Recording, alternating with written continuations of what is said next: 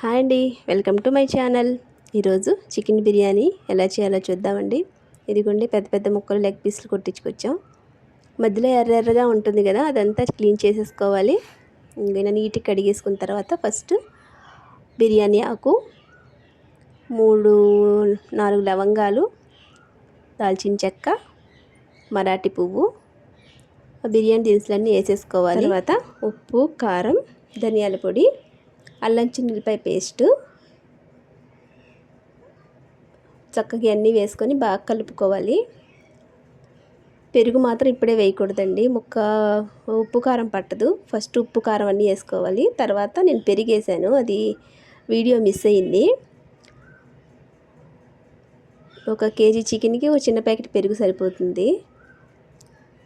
పెరుగు వేసిన తర్వాత బాగా కలపాలి. కలిపిన తర్వాత పచ్చిమిరకాయలన్నీ వేసేసిన తర్వాత పైనుంచి నెయ్యి పోసుకోవాలండి. నెయ్యి, పుదీనాకు, కొత్తిమీర కూడా వేసుకొని 1 గంట సేపు పక్కన పెట్టుకోవాలి. పక్కన పెట్టిన తర్వాత ఇదిగోండి ఇక్కడ నేను కళాయి పెట్టాను. గంట సేపు పెట్టేసిన తర్వాత ముక్కలకి బాగా ఉప్పు కారం పడుతుంది. తర్వాత నెయ్యి, కొంచెం నూనె వేసుకొని తాలింపులు వేసుకోవాలి.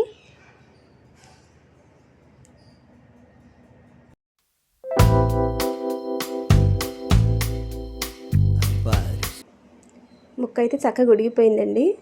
చిద్రవ్వకుండా చూసుకోవాలి. ఇవి మనం కలిపి పెట్టేటప్పుడు ఎటువంటి వాటర్ యూస్ చేయకూడదు.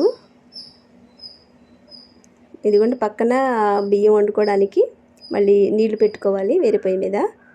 ఈ నీళ్లు కూడా బాగా తెరలాలి.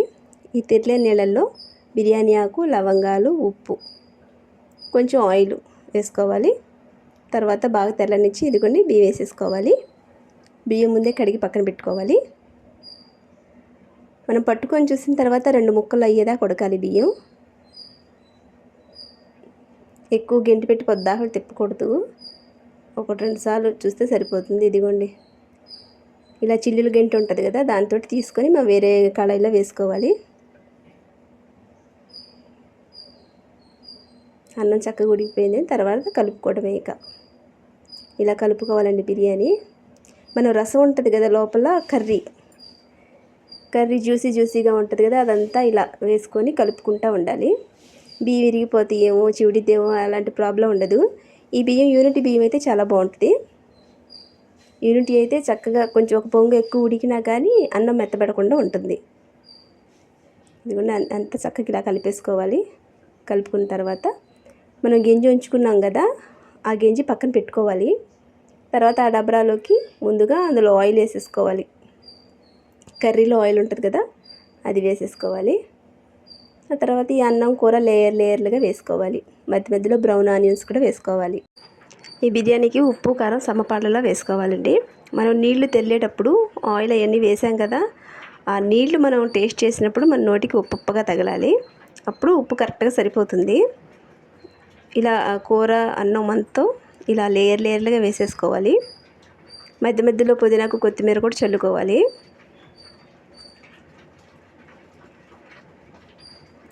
మనం గెంజి పక్కన పెట్టుకోవాలి. తర్వాత మనం దమ్ చేసేటప్పుడు అది ఉపయోగపడుతుంది.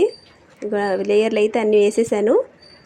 ఇలా పెనం పెట్టి డైరెక్ట్ కాకుండా పెనం హీట్ ఎక్కిన తర్వాత దాని మీద పెట్టేసుకోవాలండి. అన్నం మాడకుండా ఉంటుంది. ఇలా అయితే గెంజి పక్కన పెట్టాను కదా, అది దాని మీద పెట్టేసుకోవాలి.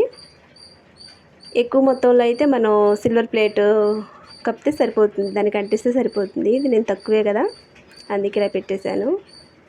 ఇదేనండి ఇవాళ వీడియో. నా ఛానల్ని సబ్స్క్రైబ్ చేసుకోండి. ఈ వీడియో మీకు నచ్చినట్లయితే లైక్ చేయండి.